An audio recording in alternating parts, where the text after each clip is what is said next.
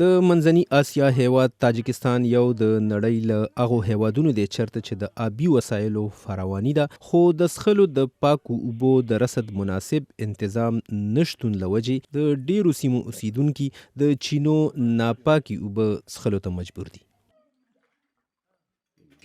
د هغه هیواد په بلخ ضلع کې دا چینه له ډیرو کلو تیریږي او د اوسیدونکو لپاره د څښلو د اوبو یوازینۍ ذریعه ده. پایان‌های مقصدی از زمین‌های کشاورزی که میکنن حولینو نزدی حولگی د فصلونو سیرابولو وروسته دا چټلې اوبه دلته رارسي.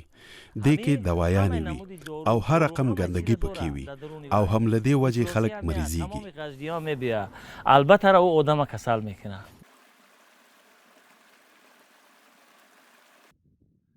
ډیری خلک بیا په کورونو کې د ځمکې لاندې اوبه ذخیره کوي، خو وایي هلته تر ډیره وخته دا اوبه صفا نشي پاتې کېدی.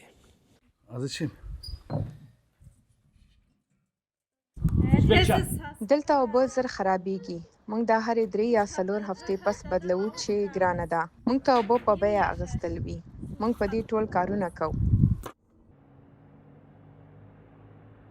د 2023 کال د سرکاري شمیرو تر مخه د تاجکستان د 10 میلیونه آبادۍ یوازې 1.4% د څښلو پاکو اوبو ته لاسرسي لري او وجه یې دا ده چې حکومت د اوبو صفا ساتلو او رسولو مناسب انتظام نه لري.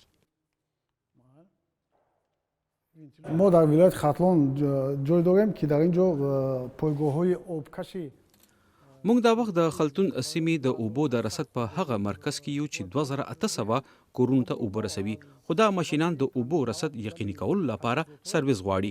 موږ به دا جوړو چې په راتلونکو ورځو کې خلکو ته د اوبو رسد یقیني کړو. نصیب کرده باشد ما پایگاه تعمیر کرده به خلق آب میدیم.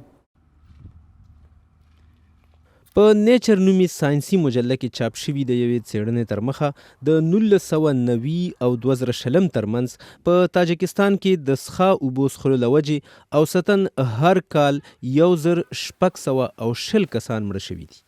تازه څېړنې ښایي چې په پاکستان او سعودي عرب کې هم د څښا اوبو څښلو له وجې د مرګونو شرح په زیاتېدو ده.